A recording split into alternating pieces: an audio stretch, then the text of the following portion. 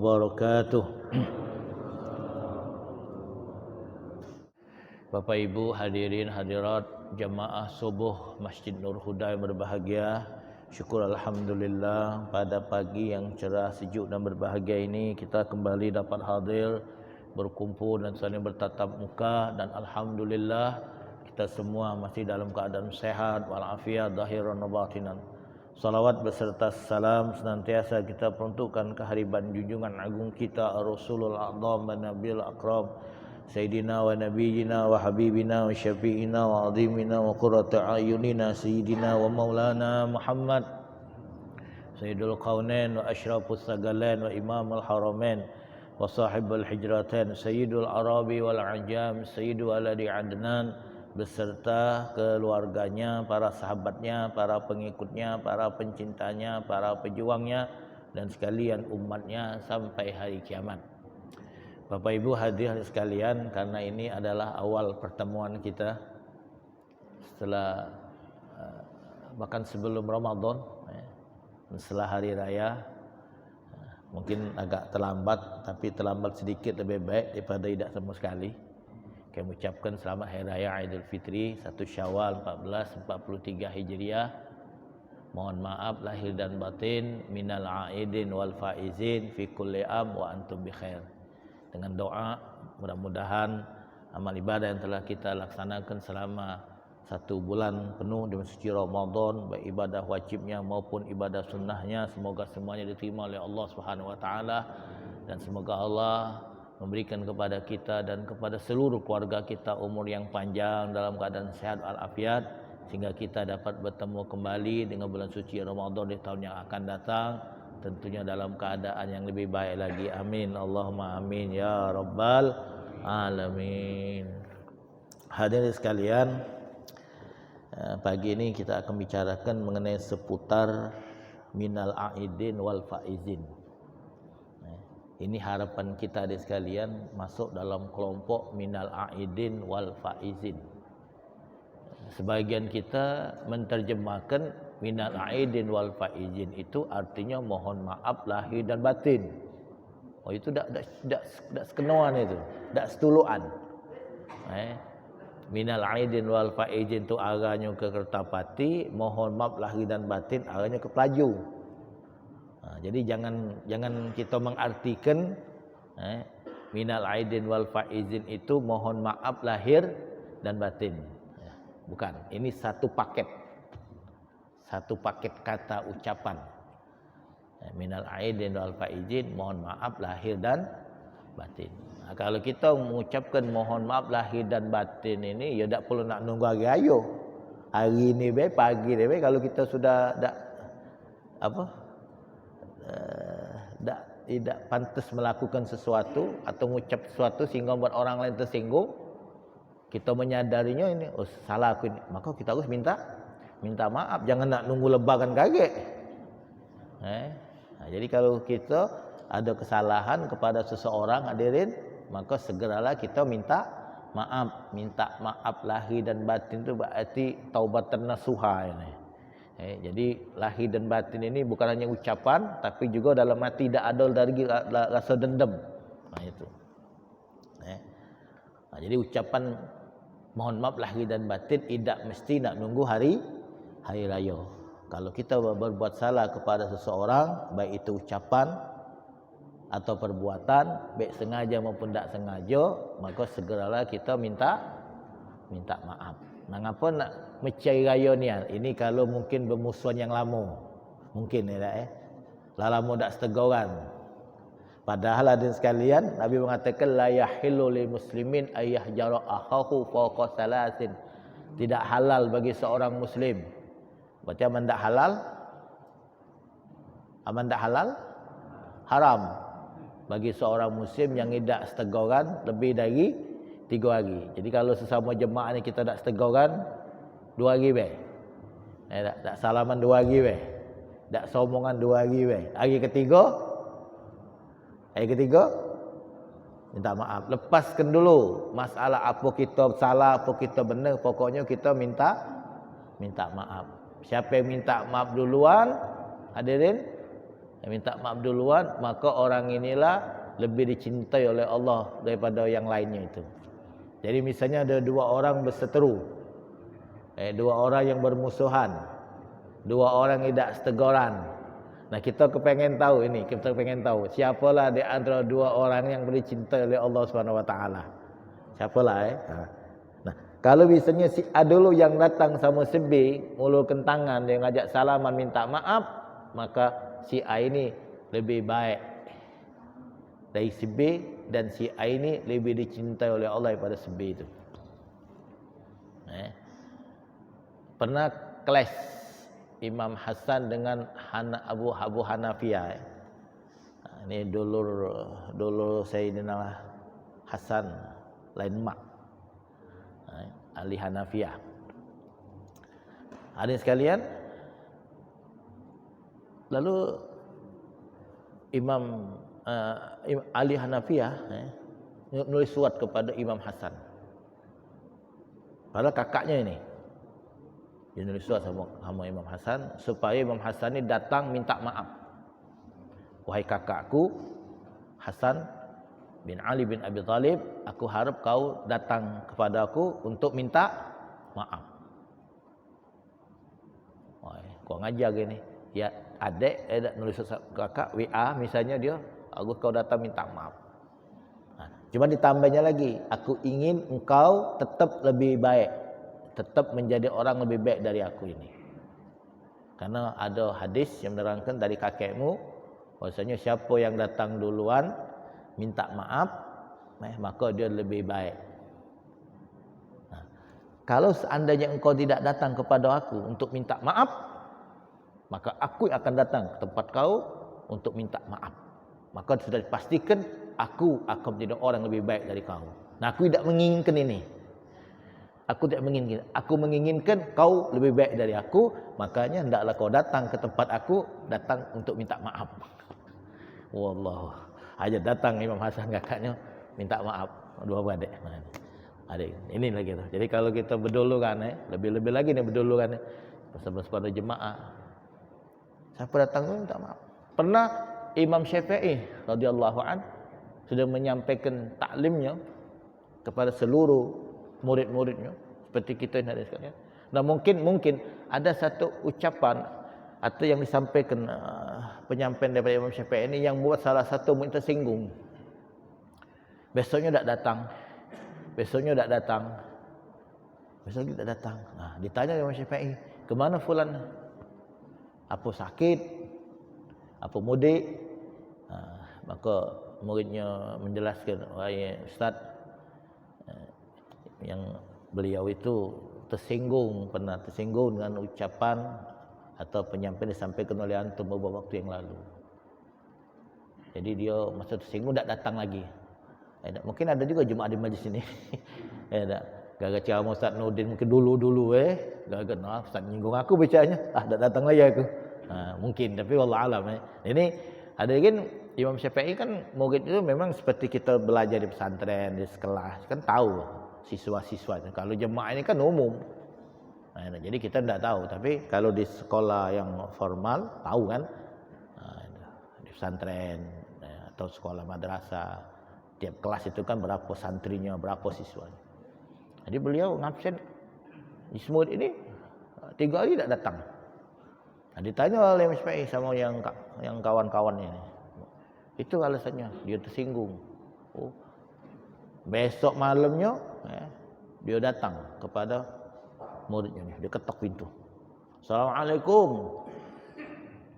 "Waalaikumsalam." Ini adat istiadat orang di sana kan. "Assalamualaikum." "Waalaikumsalam." "Siapa di luar?" "Siapa di luar?" kata di dalam ini. Kalau kita kan langsung buka lawang ini nanya, "Siapa di luar?" "Muhammad bin Idris." "Siapa?" "Muhammad bin Idris Asy-Syafi'i." Gurunya. Buka pintu. Nah, gurunya. Langsung salaman. "Fadal Ustaz." Anak nanya sama inti ni. 3 hari tak masuk. Kemana? Apa sakit? Apa mudik? Ibunya. Dia tahu kan. Karena dia ni sakit hati. Ya namanya manusiawi ya Bapak Ibu sekalian Kadang-kadang anak juga begitu nasihat oleh orang tuanya mungkin terlalu keras, sakit juga hati anda ni sebagai manusiawi. Pedesnya omongan abah ini. Oh tak lama dengan mak ini ada nama manusiawi ini kan, basyariah. Gitu juga salah satu Imam Syafi'i. Apa kata Imam Syafi'i? Wahai muridku, sudah sekian lama kita ni bersama. Bukan lagi mingguan, bulan, tahunan. Apa cuman gara-gara omongan aku itu membuat kau tersinggung lalu kau meninggalkan aku? Kalau ini penyebabnya, aku datang, aku minta maaf kepadamu. Oh, dipeluk oleh murid. Ustaz, jangan main itu ngomong. Tidak. Kalau kau omongan aku ini tersinggung, aku datang ini, aku minta maaf. Jangan sampai gara-gara omongan aku ini, persahabatan kita yang sudah sekian tahun, pecah, hancur. Ini Imam Syafi'i. Jadi tidak ada segan-segan, tidak malu-malu datang kepada muridnya, minta maaf. Karena muridnya ini merasa sakit hati, tersinggung dengan ucapan atau perkataan yang disampaikan oleh Imam Syafi'i dalam salah satu majlisnya itu. Jadi kalau kita minta maaf sesama kita ada salah, dia tidak salah nak nunggu hari raya kapanpun kita ada berbuat salah, segeralah. Nah, kalau nak mencari raya ni tadi, ini nak mencari hari raya itu karena mungkin masalah kita ni sudah lama, sudah berbulan-bulan, mungkinlah bertahun, sedekah tak sundangan, nganten ni tak sejuk tawan, bahkan kematian juga tak segarian. Hari baik, hari lebaran hari baik ini, maka kita datang. Maka siapa yang datang duluan minta maaf, mengulurkan tangannya, maka inilah orang yang lebih dicintai oleh Allah Subhanahu wa taala daripada yang lainnya. Apabila hadirin seseorang datang minta maaf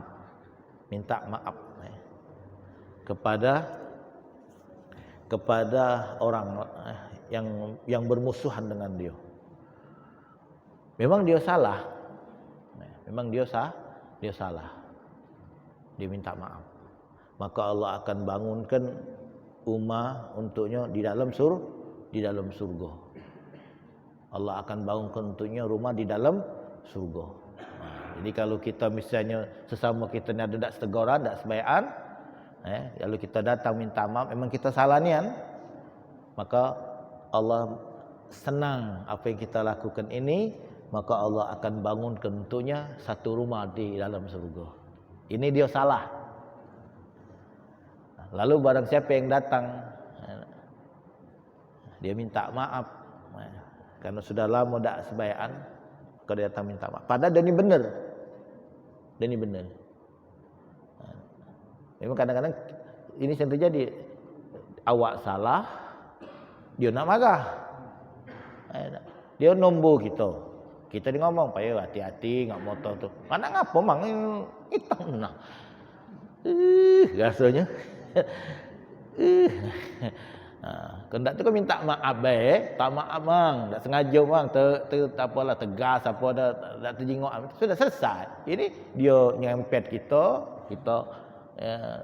pokoknya terpecet lah, tak nyampak lah. Kita ngomong hati-hati ngak motor ni, marah dia. Apa bang nak marah pun? Sabar baik. Tak tegur punya pula gitu.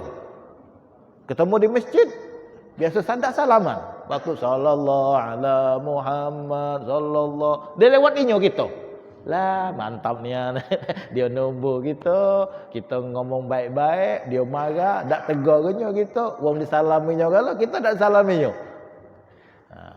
Sudah. Lalu kita datang minta maaf. Aku minta maaf. Aku salah negur kau waktu kemarin kau nombor aku itu kan, minta maaf. Aku minta maaf. Maka Allah akan bangunkan untuknya sebuah rumah di tengah-tengah surga. Allah bangun satu rumah di tengah-tengah surga. Maksudnya tempat yang lebih hebat lagi. Ini ada satu santri hadirnya. Dia jalan, ada preman. Dia tahu ni santri kan pakai kain kopiah. Santri mungkin apa ke warung, bawa apa dia kan. Begitu lewat langsung dipasangnya kakinya. tuk kaki, hanya tersandung kaki preman ini, nyampak santin tadi, tersungkur, tegak dia, preman. Premannya mencari ni, mencari apa? Mencari ujung lat dari korang ni kan, kalau ni nak marah, lama dak ngocong ni kan, nak cek ingat, nak nyari balak. Hadirin, rupanya santi ni orang yang penyabar, mungkin dia tahu, mungkin hadis ini, dia tahu fadilah orang minta maaf, lepas kesalah benarnya. Dia nyampak, sudah tersungkur, dia dah tegak lagi, langsung nyalami yang apa, preman ini, minta maaf. Minta maaf om, tak sengaja tadi om minta maaf dengan om. Dia yang mangkau, wong tadi nyampak, bahasa Melayu terjerumus. Tak. Lalu santi ini tegak, minta maaf pula. Subhanallah. Nah, jadi minta maaf lahir dan batin ini tidak perlu nak nunggu hari raya, kapan pun boleh. Kalaupun hari raya mungkin masalah yang tadi lama. Dan tidak mesti kepada orang muslim. Orang kafir juga kalau kita salah minta maaf. Apalagi kafir zimmi. Nabi mengatakan man azza zimmiyan faqad azani. Man azza zimmiyan faqad azani. Siapa mengganggu orang kafir zimmi, berarti orang itu mengganggu aku, kata Nabi. Kafir zimmi ini orang kafir yang hidup satu komplek mungkin dengan kita orang Islam. Lakum dinukum waliyadin, tak saling ganggulah. Lakum dinukum waliyadin, bagi kamu agama kamu, bagi agama kami. Kamu nak ke gereja, kamu nak kelenteng, kita semua urus. Nah, tahu kita ganggu orang ini. Kadang orang kafir juga, kita ganggu. Sakit hatinya. Nabi mengatakan orang yang mengganggu orang kafir zimmi, berarti orang itu sama mengganggu aku. Jadi kita minta maaf. Jadi apalagi sama muslim, sama muslim, hadirin. Kita tahu dia tidak pernah semayang, kita tahu tidak pernah puasa, kita tahu dia ni mabuk, berjudi, harus kalau kita ada salah minta maaf dengan dia. Apalagi kita galak ngatoi dia. Minta maaf aku galak ngatoi kau jangan semayang, tidak puasa, kau galak mabuk tiap malam, galak begadang, berjoget begitu, aku minta maaf Nah, apalagi kepada orang soleh, orang ahli ibadat yang kita tahu setiap solat 5 waktu dia ada di masjid ini. Ada kelas kita ada masalah, harus lagi minta maaf. Apalagi kepada guru kita, apalagi kepada ulama hanya sekalian, apalagi kepada aulia. Nabi mengatakan, menyampaikan firman Allah dalam hadis qudsi, man azza waliyan faqad azantu bil harb. Man azza li waliyan faqad azantu bil harb. Barang siapa yang memusuhi waliku, maka aku nyatakan perang kepada dia. Hati-hati ni. Barang siapa yang memusuhi waliku, kata Allah, waliullah, maka aku nyatakan perang kepada dia. Hati-hati. Nah, siapa aulia Allah? Aulia Allah ni Allah sembunyikan bainal mukminin, di antara orang-orang beriman, agar kita tak boleh suuzon kepada orang-orang beriman, agar kita selalu berbuat baik kepada mereka. Khawatir kalau kita jahat kepada mereka ni, ternyata itu adalah wali. Nah, jadi kita dah tahu wali kan tak kata tanda. Bukannya wali itu bergamis terus, bukan wali itu pakai imamah terus, bukan wali itu pakai sauban atau pakai sal, tidak. Tanda wali itu tak kata ada. Makanya kita bermakrifat kepada Allah, kita mengenal Allah itu hadirin lebih mudah daripada kita mengenal wali. Mengenal Allah lebih mudah daripada kita mengenal wali. Apa macam itu? Lah Allah kan jelas. Allahul ladzi khalaqas samawati wal arda wa ma bainahuma. Allah yang telah menciptakan langit dan bumi dan semua apa yang ada di antara langit dan bumi ini. Jelas, ada langit, ada bumi, ada makhluk, ada kita ini. Siapa yang menjadikan kita ini? Siapa yang menciptakan kita ini? Allah adalah Allah. Jelas. Tapi kalau kita ingin mengenal seorang wali, nah dari mana? Apa dia tandanya ni? Kalau pakai kopiah apa? Kalau pakai baju apa? Kalau pakai sal apa? Kalau pakai sorban apa? Tak ada tanda itu. Nah, maka kita, setiap orang beriman di antara kita ini, jangan kita jahat kepada mereka. Kenapa? Takut baik, khawatir. Orang yang kita ganggu itu adalah wali. Dan Allah nyatakan tadi, siapa yang mengganggu waliku, maka aku nyatakan perang kepada mereka. Masya Allah. Hadirin sekalian. Nah, kemudian kalimat minal aidin wal faizin. Ini ucapan selamat kepada orang-orang beribadat. Selamat kembali kepada kesucian semula. Selamat kembali kepada kesucian semula dan selamat telah mendapatkan kemenangan. Nah, ini ucapannya kepada orang-orang yang beriman, yang melakukan ketaatan kepada Allah Subhanahu wa taala. Ini ucapan khusus. Ucapan khusus. Kalau ucapan mohon maaf lahir dan batin ini ucapan umum kepada siapapun yang kita temui, baik dia orang soleh maupun orang bejat, baik dia orang mukmin atau orang kafir, sunat kita mengucapkan mohon maaf lahir dan batin. Bahkan kalau kita ada salah niat, wajib kita ucapkan mohon maaf lahir dan batin. Tapi kalau ucapan minal aidin wal faizin, selamat kembali kepada kesucian semula dan selamat mendapatkan kemenangan, ini khusus hanya untuk orang-orang yang beriman yang melakukan ketaatan kepada Allah.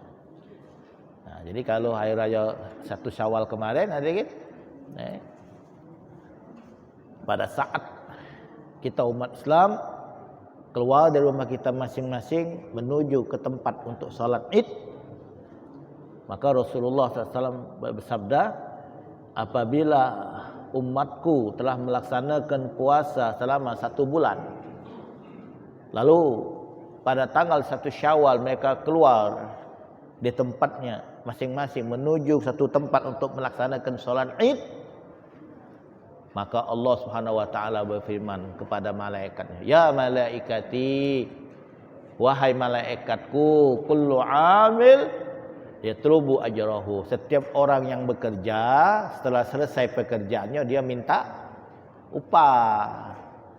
Ada musim hujan ni kan atap kita bocor, seng kita bocor, kita minta tolong orang, tolong benahi tank seng atau genteng ni, berapa upahnya? 200,000 Pak Haji. Sudah, silakan setelah selesai dia, kita jengok. Oh, tak jengok lagi tu apa? Cahaya matahari kan tertutup kalau sudah. Selesai dia minta upah. Maka kita bayar. Wa ibadiyallazina samu syahrahum wa kharaju ila idihim yatrubuna ujurahum. Begitu juga hamba-hambaku ini kata Allah, di mana mereka selama 1 bulan penuh telah melaksanakan ibadah puasa. Mereka beribadat, melakukan ketaatan, baik amal wajib maupun amal sunnah. Lalu hari ini mereka berkumpul melaksanakan salat Id, mereka juga minta upah dari apa yang telah mereka lakukan itu. Washidu, saksikan oleh kamu, anni qad ghafartu lahum, aku telah mengampuni semua dosa-dosa mereka. Nah, jadi dosa-dosa kita diampuni oleh Allah, sehingga keadaan kita kembali menjadi seperti kayaumi waladathu ummuh, seperti bayi yang mau dilahirkan oleh ibunya, seperti bayi yang mau dilahirkan oleh ibunya. Dan dalam hadis Nabi mengatakan kullu mauludin yuladu alal fitrah, setiap anak bayi yang dilahirkan itu dalam keadaan fitrah, suci. Maka minal aidin, selamat kembali kepada kesucian, karena dosa-dosa diampun oleh Allah. Wal faizin, dan selamat telah mendapatkan kemenangan. Menang melawan hawa nafsu, menang melawan bujuk rayu syaitan, menang melawan mungkin manusia-manusia yang menantang kesabaran dia. Dia jaga. Dia jaga matanya, dia jaga kupingnya, dia jaga mulutnya. tangan, kaki, fikirnya, hatinya hanya untuk Allah Subhanahu wa taala. Nah, pada tanggal 1 Syawal itu kita ucapkan selamat mendapatkan kemenangan. Jadi ini khusus untuk orang beriman yang melakukan ketaatan. Sama seperti kalau di komplek kita ini hadirin ada pertandingan bulu tangkis misal. Ada pertandingan bulu tangkis. Nah, si A ini juara 1. Si A ini juara 1, dia dapat hadiah, dapat piala. Nah, kita ucapkan selamat mendapatkan kemenangan. Selamat dapat kemenangan. Senang enggak dia? Senang enggak? Senang. Karena dia menang. Oh, makasih. Nah, seandainya kita ni melok juga bertanding, kalah, kena cemes terus. Kepala dia 2 kali kena cemes. Tahu-tahu ada kawan datang, selamat sukses mendapatkan juara. Marah tak gitu? Kau tu apa dia maksud omongan kau tu? Nak nguyuk apa? Kitalah kalah, kalau kena cemes, dikatakan menang pula, selamat jadi juara. Marah. Nah sekarang orang-orang yang tidak puasa, yang tidak ibadat di bulan Ramadan, kita ucapkan minal aidin wal faizin, selamat kembali kepada kesucian semula dan selamat mendapatkan kemenangan. Marah tak dia? Marah tak? Jawab jujur, marah tak orang itu? Tidak marah. Kenapa tak marah? Karena tak tahu getinya. Tak tahu getinya. Dan yang mengucapkan ini juga tidak tahu getinya. Jadi yang ucapkan tak tahu getinya, yang nerima ucapan ini juga tak tahu geti. Sama-sama tak ngerti. Yang lebih lucu lagi hadirin, mereka ni sama-sama tak puasa, sama-sama tak solat, sama-sama tak ibadat. Walaupun bulan Ramadan masih mabuk, masih berjudi, pas hari raya ketemu, mohon maaf, minal aidin wal faizin. Mohon maaf dan batin. Malaikat ni tadi sama-sama kalah tapi mengucapkan selamat mendapatkan juara. Nah inilah hadirin, kebanyakan kita umat Islam ini asbun, asal bunyi baik, pacak nyebut cuma tak tahu geti. Nah inilah, jadi kita berharap kepada Allah, mudah-mudahan kita yang hadir ini termasuk dalam kelompok minal aidin wal faizin. Jadi diampunkan semua dosa-dosa kita oleh Allah, dosa besar, dosa kecil, semuanya, sehingga kita bersih dan masuk dalam kelompok orang-orang yang mendapatkan kemenangan. Kemenangan yang hakiki itu hadirin adalah faman zuhziha 'anil nari wa udkhilal jannata faqad faz. Barang siapa yang dibebaskan dari api neraka dan Allah masukkan dia ke surga, berarti dia inilah telah mendapatkan kemenangan. Dan Rasulullah mengatakan lisaim farhatun inda iftarih wa farhatun inda liqa'i rabbi. Bagi orang berpuasa itu mempunyai 2 kegembiraan. Satu, kegembiraan ketika mereka berbuka dalam hari raya, dan kegembiraan yang kedua pada saat mereka mati bertemu dengan Allah Subhanahu wa taala. Mudah-mudahan Allah mengampuni dosa-dosa kita, Allah menurunkan rahmat-Nya dan keberkahan-Nya, dan Allah jadikan kita hamba yang istiqamah. Amin Allahumma amin ya rabbal alamin. Hadirin sekalian, masih ada waktu ini sebelum teh ini dingin, kalau ada yang nak nanya kami persilahkan. Assalamualaikum warahmatullahi wabarakatuh. Waalaikumsalam. Terima kasih Ustaz. Kami nak nanya ucapan medsos mainnya hari ini. Tak kuat lagi mengucapkan kita ni kan, banyak kawan, baik itu yang bukan muslim kan, dia mengucapkan kalau kata-kata yang sama lah. Minal aidin wal faizin taqabbalallah kan. Melok-melok pula dia kan. Nampak mana kita jawabnya Ustaz terhadap yang non muslim?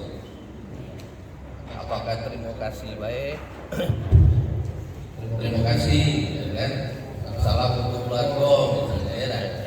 Atau kita boleh doa ke dia, semoga Allah memberi hidayah kepadamu misalnya kan.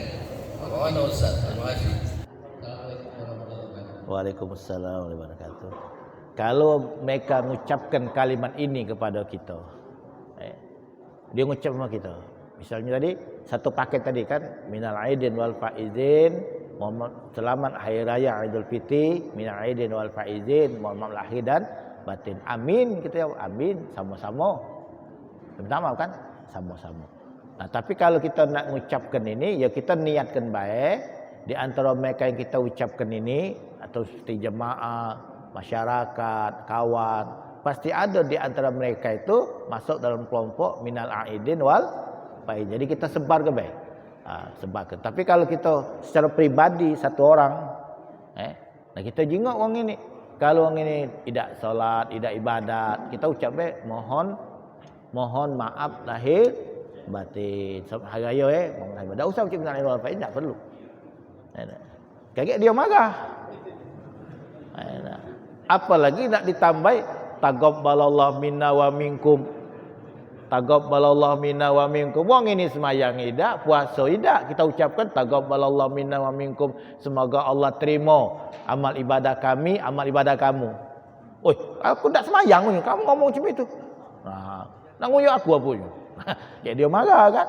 Jadi ucapkan mohon maaf lahir dan batin. Nah, tapi kalau seandainya mereka ini ibadat, kita tahu solat tarawih dia, subuh, taqabbalallahu minna wa minkum wa taqabbal ya karim. Dan tambah lagi minal aidin wal faizin fi kulli am wa antum bi khair. Semoga setiap tahun kamu tuh selalu dalam keadaan baik.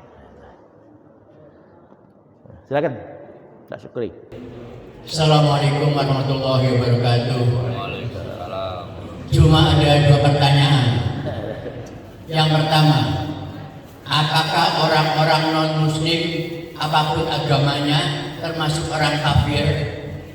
Yang kedua, bagaimana asal-usulnya sholat Jumat? Itu saja, terima kasih. Assalamualaikum warahmatullahi wabarakatuh. Maka dari yang lain, kami Rabu atau Ahad. Terima kasih. Adab adab. Salat Jumat apa tu? Asal usulnya ada sholat Jumat. Oh.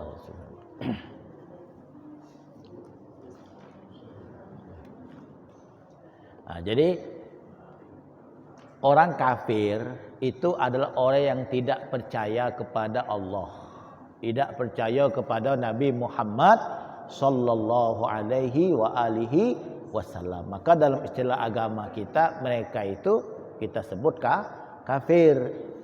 Yang berikan istilah kafir kepada mereka itu hadirin bukan kita, tetapi Allah Subhanahu wa taala.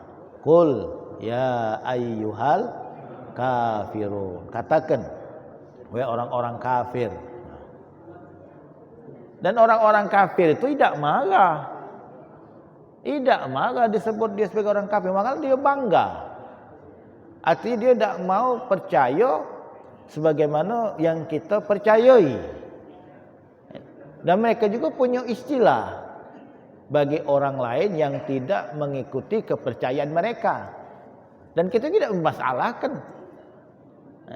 Kan banyak agama-agama lain kan.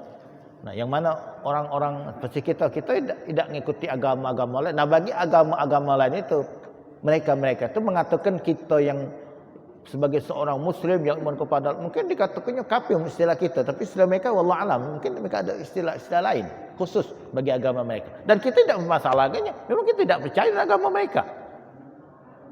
Nah itu. Ini yang jadi heboh ini sesama kita inilah. Dari dulu tak kati masalah, sekarang ini jadi masalah. Sampai-sampai Ustaz UAS tak boleh masuk Singapura, gagal itu juga salah satu penyebabnya. Nyebutkan wong yang kafir itu kafir. Jadi orang kafir itu adalah orang yang tidak percaya kepada Allah dan tidak percaya kepada Nabi Muhammad sallallahu alaihi wasallam. Nah, kalau mereka tidak mengatakan kafir gampang. Aku tidak kata kafir. Nah, kalau kamu tidak katakan kafir gampang. Ucapkan syahadat asyhadu alla ilaha illallah wa asyhadu anna Muhammadar Rasulullah. Sudah muslim. Anda sekalian. Nah, kemudian mengenai solat Jumat. Solat Jumat ini adalah afdhalus sholawat. solat yang paling afdol. Solat yang paling afdol solat Jumat. Kemudian solat subuh pada hari Jumat. Kemudian yang ketiga solat subuh di hari-hari lain selain hari Jumat. Kemudian solat isya, solat asar, solat zuhur, yang paling mudah solat maghrib. Maka di dalam hadis itu kan ada mengatakan, dua hadis ini kan, ada yang mengatakan fadilah solat berjamaah di atas, fadilah solat berjamaah, keutamaan solat berjamaah di atas solat sendiri itu 27 derajat. Dalam hadis yang lain 25 derajat. Jadi ada 27, ada 25. Nah ini jadi menurut solatnya itulah. Jadi untuk solat yang lebih berat kita melakukannya, maka tentunya pahalanya lebih besar. Yang mana solat yang agak ringan kita ngawikannya, pasti pahalanya lebih agak beda dibandingkan solat yang berat kita ngerjakannya. Yang paling beratnya ini solat isya dengan solat subuh. Bahkan Nabi mengatakan, andai kata orang munafik itu tahu kelebihan solat subuh dan solat isya, mereka pasti akan mendatanginya walaupun dalam keadaan merangkak. Jadi kalau mereka tahu, orang munafik itu tahu kelebihan solat subuh, solat isya, tahu, mereka akan mendatanginya, datang ke masjid walaupun dalam keadaan merangkak. Siapa yang solat isya berjamaah,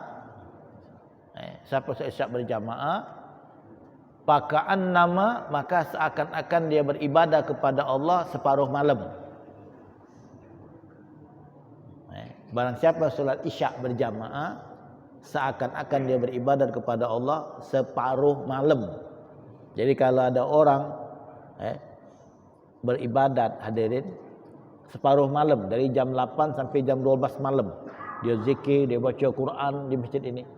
Kita solat isya berjamaah, Allahu Akbar, itu pahalanya sama dengan orang yang beribadat separuh malam tapi tidak solat isya berjamaah. Tapi kalau solat isya berjamaah, ibadat separuh malam, kalah kita. Kalah. Dia solat isya, habis isya dia tak balik lagi di masjid tu, zikir sampai jam 12 malam, balik dia. Kalah kita. Tapi kalau dia tidak solat isya, dia di rumah baik, di rumah. Dia solat isya dewek-dewek di rumah. Habis solat isya dia zikir, dia baca Quran. Dia melakukan solat sunnah lainnya sampai jam 12 malam. Nah, kita solat isya berjamaah, balik, itu pahalanya sama. Lalu barang siapa yang solat subuh berjamaah seperti tadi, alhamdulillah, pakaan nama, seakan-akan ini kita beribadat kepada Allah semalam suntuk. Jadi dari jam 8 sampai subuh. Nah, jadi andai kata ada orang jemaah, dia tidak solat isya berjamaah, dia tidak solat subuh berjamaah, dia solat isya dewek-dewek di rumah tu, dia ibadat dari jam 7:30, duduk sejadahnya solat isya dia, terus habis isya dia ibadat lagi jam 12, jam 1, sampai azan masjid kita, langsung dia solat subuh di rumah, Allahu Akbar. Kita 4:30 ke masjid solat subuh berjamaah, pahalanya sama. Bahkan ada satu orang, dia ni kedatangan tamu, ada ni, kedatangan tamu. Habis maghrib kedatangan tamu. Nah, sebagai tuan rumah kan dia ya wajib menghormati tamu. Padahal hatinya tu bukan main sedih ninggalkan jemaah isya ini. Tamu tak dengerti pula. Tamu mana ceritanya, tamu itu akhirnya balik. Ada mungkin masalah penting, balik. Begitu tamu ni balik, dia langsung bergegas ke masjid dia. Sampai ke masjid, orang dah solat. Dia cari masjid lain. Begitu sampai masjid orang sudah selesai. Dia cari masjid lain. Masjid Jemalah bubar. Dia cari masjid lain. Masjidlah tutup. Dalam keadaan sedih dan kecewa, dia balik. Dia tahu hadis kan? Berapa kali lipat tadi? 27. Maka dia solat isyak malam itu 27 kali. Berapa kan itu 27 kali.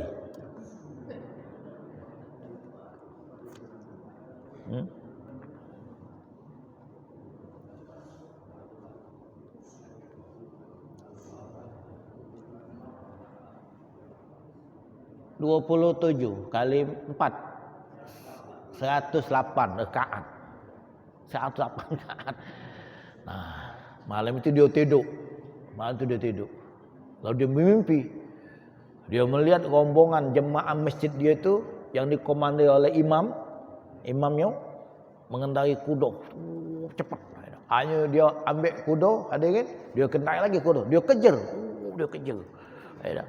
Begitu kuda tadi kencang, yang depan lebih kencang lagi. Dia kencangi lagi kudanya, kencang lagi. Terus kencang lagi, nak nyusul. Jangan kena nyusul, nak nyamui be lagi repot, tak bisa. Apa nak nyusul? Maka sang komando, imamnya berkata, hamba Allah, walaupun kau pecut kuda kau dengan sekuat tenaga kau, jangan kau nak nyusul kami, bergabung dengan kami tak bisa. Tak bisa. Sudah, lepas. Ini 27 kali.